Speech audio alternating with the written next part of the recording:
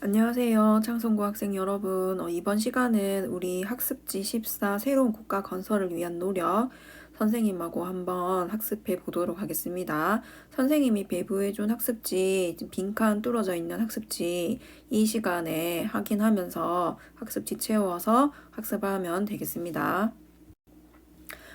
첫 번째 페이지입니다. 지금 우리 이제 8.15 광복 이후에 통일 정부 수립을 위한 국가의 노력을 이제 처음부터 알아볼 건데, 건국을니까는 광복하기 전에 건국을 위한 준비 부분 먼저 이제 알아봐야 되겠죠. 8.15 광복이 되기 전에 일본의 패망이 이제 거의 확실시 되는 상황에서 대한민국 임시정부에서는 조소왕의 삼균주의 이념을 바탕으로 준비를 시작을 했습니다. 국가 건국을 준비를 한 거죠. 이 삼균주의 개념 안에 중요한 내용이 보통 선거에 기초한 민주공화국 건설, 그 다음에 토지와 중요 산업 국유화, 그 다음에 무상교육 실시 이렇게 되어 있죠, 여러분. 그래서 여기 보면은 이제 정치 부분, 그 다음 경제, 그 다음에 교육 부분에 관련된 내용들로 구성되어 있구나 하는 거를 여러분이 기억하면 되겠습니다. 그래서 여기 보면은 보통선거에 기초한 민주공화국 건설이 정치 부분에 해당할 거고, 토지와 중요 산업을 국유화하겠다, 이게 경제 부분에 해당할 거고, 교육은 무상교육을 실시하겠다라는 바탕이 되는 게 교육 부분에 해당하겠죠.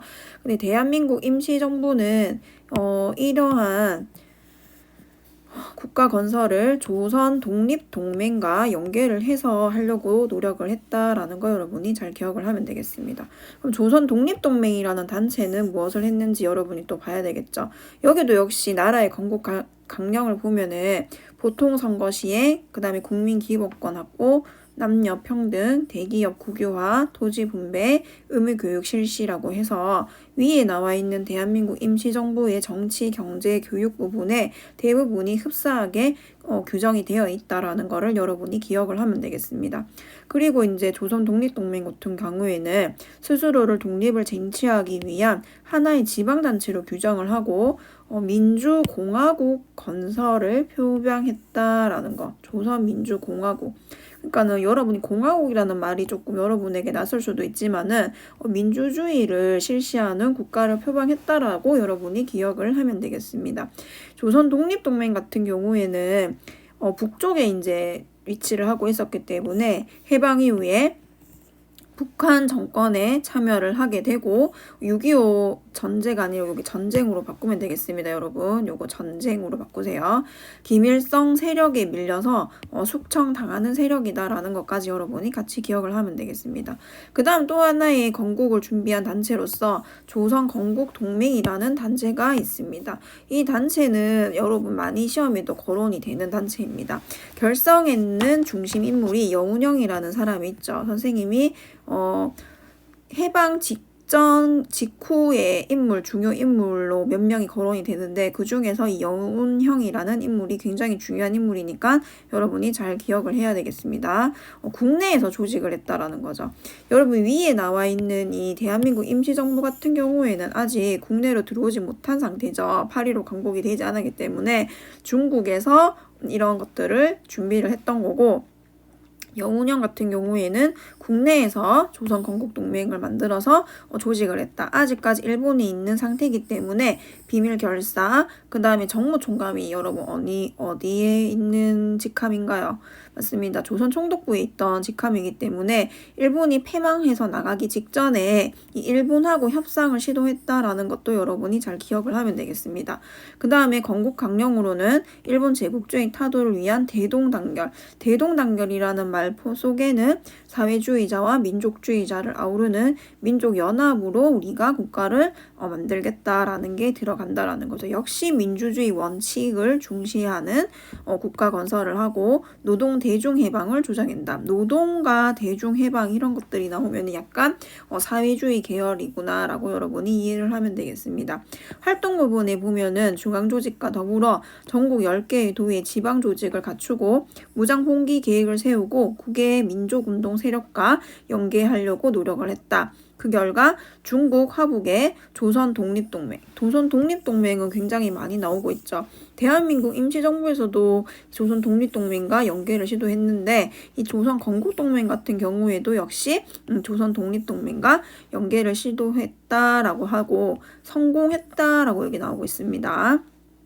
그래서 세 번째 우리 단체인 조선 건국동맹은 여운형 중심 국내에서 조직되었다라는 거 여러분이 잘 기억을 하면 되겠습니다. 그 다음에 보면 건국관념과 관련된 자료들이 교과서에서도 나옵니다.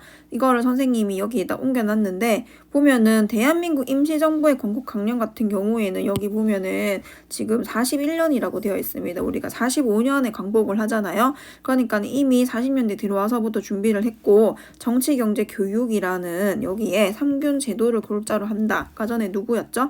조소왕의 3균주의를 바탕으로 한다라는 거 여러분이 기억을 하면 되겠습니다. 밑에 있는 내용은 그것들의 구체화되는 방법을 제시를 한 거다라고 여러분이 알고 있으면 되겠습니다. 조선 독립동맹은 42년에 준비를 하고 있고 위에랑 많은 것들이 비슷하다고 선생님이 얘기를 했습니다. 그 다음에 조선 건국동맹의 건국강령은 44년이죠.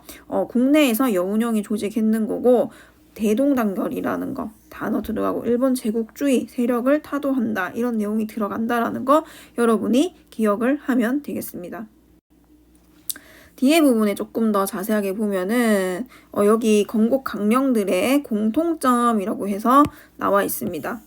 좌우 합작 민족 통일 전선 형성이라는 당시 상황을 반영해서 작성된 거고 민족 공화제 채택, 자유 경제, 균등 이념이 제시가 되어 있다. 아까 전에 정치 부분, 경제 부분, 그 다음에 교육 부분이 조금 대두가 됐는데 그거 외에도 경제 부분에서도 균등 이념이 제시가 되고 있다라는 거 여러분이 기억을 하면 되겠습니다. 이 당시에 그러면은 이제 우리가 8.15 광복을 앞둔 그 당시에 국제사회의 움직임은 어땠는지 한번 알아보도록 하겠습니다. 43년에 카이로에서 회담이 열리게 됩니다. 이 회담이 중요한 이유는 우리의 독립을 최초로 보장해 준다라고 하는 이런 것들이 들어가 있기 때문인데 카이로 회담의 주요 정상들이 모여서 회담을 하게 됩니다. 미국의 루즈벨트, 그 다음에 영국의 처칠, 중요한 사람은 이 사람이죠. 중국의 장개석이 이때 참여를 하게 되는데 이 우리나라의 독립이라는 건 우리나라는 굉장히 작은 나라고 일본의 식민지를 받고 있는 나라고 그 다음에 2차 세계대전에 그렇게 큰 영향을 끼치지도 못했습니다. 솔직하게 이제 얘기를 하면은 객관적으로 보면 그런데 이런 카이로 회담에서 2차 세계대전 전후를 이제 어떻게 해결할 것인가를 두고 각 나라의 주요 정상들이 모여서 회의를 하는 와중에 우리나라의 독립을 보장한다라는 내용이 있었던 거죠. 왜 그랬을까를 여러분이 한번 생각을 해보세요. 왜 굳이 우리나라는 참여도 못했던 이 회담에서 미국의 정상, 그 다음에 영국의 정상, 중국의 이 정상들이 모여서 회의를 하면서 우리나라의 독립을 최초로 보장을 해줬느냐. 그건 한번 여러분이 한번 생각해 보세요. 왜 그럴까요? 맞습니다. 이때 이 중국에 우리나라 그 독립군들이 많이 들어가서 활약을 하고 있었고, 그 다음에 윤봉창, 이봉길 등의 의사들의 의거를 통해서 많이 알려지고 있었고, 31년의 만주사병, 그 다음에 37년의 중일전쟁, 그 다음에 막바지 전쟁이 이르게 되면서, 중국과 공동으로 해서 대응을 많이 해서 싸워서 그런 것들을 보여줬다라는 거죠. 그래서 장개석이 우리나라의 독립운동가들의 활동을 굉장히 높이 사서 한국의 독립을 제안을 하게 되었는 거고 그렇게 되면서 이 한국의 독립이 최초로 보장된 회담이 카이로 회담이 되겠습니다. 그래서 카이로 회담에 많은 내용들이 있겠지만은 우리나라와 관련된 부분을 보면은 3대국은 조선인민의 노예 상태에 유의하여 적당한 시기에 조선이 자주 독립할 것을 결의한다. 이런 내용이 논의가 된 회담이 무슨 회담이다? 카이로 회담이다 라는 것만 여러분이 기억을 하고 있으면 되겠습니다. 그 다음에 얄타 회담이라고 해서 독일 분할 점령 등 2차 세계대전 이후에 국제 문제를 이제 논의하기 위해서 정상들이 모였는데 미국이랑 영국은 같은 사람들이 들어갔는데 이 소련 같은 경우에는 이 스탈린이라는 사람이 들어가게 됩니다. 이 스탈린은 이제 정권을 잡고 사회주의 세력 일으켰잖아요. 우리 저번에 우리 배웠었죠. 사회주의 혁명에 의해서 자리를 잡게 된 사람이 레닌이었는데 그 사람 이후에 등장한 사람이다라고 여러분이 기억을 하면 되겠습니다. 그때 이제 얄타회담에서의 중요한 내용을 굳이 꼽자면은 소련이 참전이 결정되었다. 45년 2월이니까 아주 막바지에 소련이 참여하는구나 라고 여러분이 기억을 하면 되겠습니다. 그 다음에 이제 포츠담 회담이라고 해서 45년 7월이니까는 8월 15일에 우리가 강복을 하잖아요. 그러니까는 정말 막바지에 또 다시 한번 회담을 거쳐서 한국의 독립 재확인을 하게 되고 일본에게 항복을 요구하게 되는 회담이 포츠담 회담이구나. 이때는 미국, 영국, 소련, 중국이 참여하는구나. 이렇게 여러분이 기억을 하면 되겠습니다. 종전 이후 냉전 체제가 이제 형성되게 되면서 이 냉전 체제가 우리나라에 끼치는 영향이 굉장히 컸었죠. 왜냐하면은 남쪽에는 미군이, 그 다음에 북쪽에는 소련이 진군하게 되면서 냉전 체제에 굉장히 큰 영향을 받게 되는 게 우리나라의 운명이었다라고 할 수 있습니다. 그 형성되는 과정을 또 이렇게 선생님이 따로 모아놨는데 한번 보도록 하겠습니다. 얄타회담에서 소련의 이제 전쟁에 참여가 결정됐습니다. 특히 일본과의 전쟁에 참여가 결정되게 되고 45년 8월 달에 미국이 히로시마와 나가사키에 원자폭탄을 투하한 이후에 소련이 이제 전격적으로 참여를 하게 됩니다. 그렇게 되면서 미국, 소련이 각각 미국은 자본주의, 소련은 사회주의 대표를 그러니까는 대표 진영을 대표하게 되면서 전후 세계 질서의 재편을 서로 이제 경쟁을 하게 되는 거예요. 자기 편으로 많이 끌어들이기 위해서. 그렇게 되면서 미국은 동아시아에서 소련의 영역을 좀 제한해야 되겠다라는 필요성을 느끼게 된다라는 겁니다. 왜냐하면은 그 지도를 선생님이 약간 제시를 해보면 선생님이 잘 못 그리긴 하지만 지금 이게 조금 두꺼워서 펜이 잠시만요. 이렇게 놓고 할게요.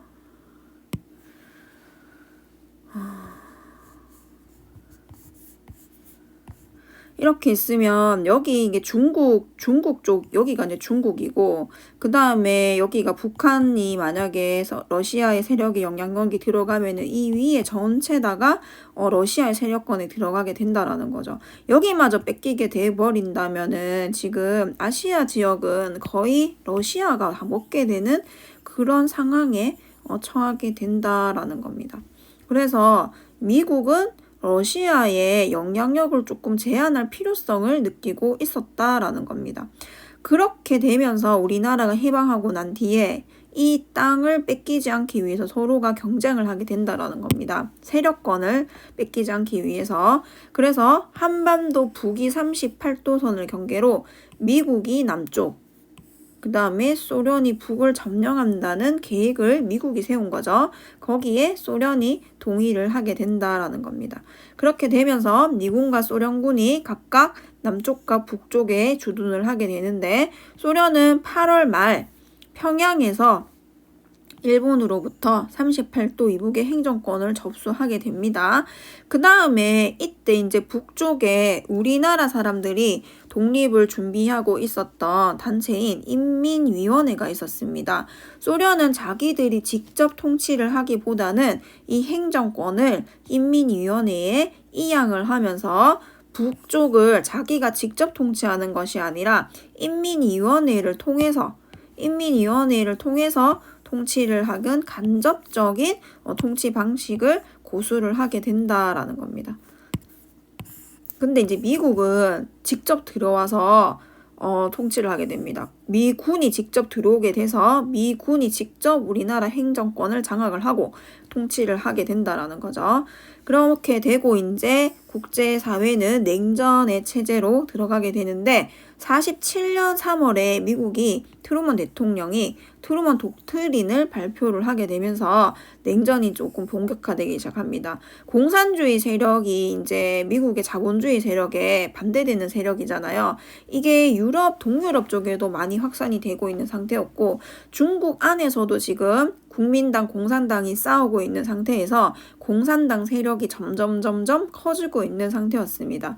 그런 상황에서 공산주의 세력이 너무 커지는 것을 저지하기 위해서 소수자의 정부 지배를 거부하는 의사를 가진 나라.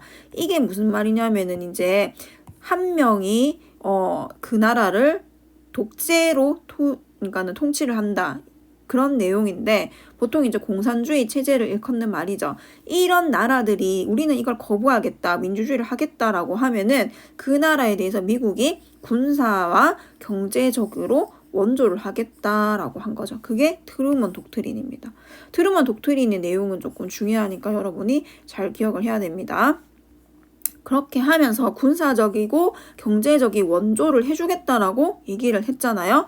그래서 동유럽에 대응하니 서유럽이 전쟁 이후에 2차 세계대전 이후에 빨리 이제 회복을 시키기 위해서 여기에 우리가 대대적으로 원조를 해주겠다라고 했던 계획이 마셜 계획입니다. 마셜 계획. 그 다음에 소련에 대항하기 위해서 서유럽 국가들과 연합을 맺게 되는데 그게 북대서양 조약기구, 일명 나토죠. 나토. 지금 나토가 예전의 이야기만 아니죠, 여러분. 러시아와 우크라이나 싸움의 하나의 요인이 되는 것도 이 우크라이나가 나토에 가입을 하려고 한다라는 게 러시아가 내세운 원인 중에 하나이기 때문에 여러분이 이런 상황들이 현재도 진행형이구나라는 거를 여러분이 조금 알 필요가 있습니다. 그래서 이런 상황에 좀 민감하게 대응을 하는 거죠. 소련이라는 나라가 그렇게 되는 상황이 이어지고 있구나라는 거를 여러분이 기억을 하면 되겠습니다. 그래서 지금 오늘 했는 내용을 총 정리를 한번 해보면 우리 뭐 했습니까, 여러분? 앞에 건국을 준비하던 우리나라의 세 개의 단체들이 있었습니다. 대한민국 임시정부가 있었고 그 다음에 조선 독립동맹이 있었고 그 다음에 국내에 조선 건국동맹이 있었다라는 거. 특히 조선 건국동맹은 국내에서 조직된 여운형이라는 사람이 만든 거다. 선생님 한번 적어볼까요? 여운형. 대한민국 임시정부는 이게 글자가 조금 작게가 안 되네요. 좀 조절이 안 돼서 선생님 그냥 말로 지금 설명하고 있는데 지우고 선생님이 다시 한번 해볼게요. 대한민국 임시정부는 조소왕의 삼균주의, 정치, 경제, 교육 부분 이거 잘 기억하면 되고 그 다음에 아까 전에 조선 건국동맹 기억을 해야 된다라고 했습니다. 잘 기억하면 되고 그 다음에 국제사회에 우리나라의 독립이 최초로 보장된 게 뭐다? 카이로 회담이다. 중국의 장개석이 주장을 제안을 해서 이런 것들이 논의가 돼서 보장이 되었다라는 거. 그 외에도 얄타 회담, 포츠다 회담 이렇게 순서 기억하면 되고 그 다음에 이 냉전 체제라는 거 소련이 우리나라에 미군이 우리나라에 주둔하게 되면서 소련은 간접 통치, 미군은 직접 통치를 한다라는 거 여러분이 기억을 하면 되겠습니다. 그래서 이번 시간은 이걸로 마치고 뒤에 이어서 3페이지, 4페이지 내용 선생님하고 같이 한번 해보도록 하겠습니다. 수고했습니다.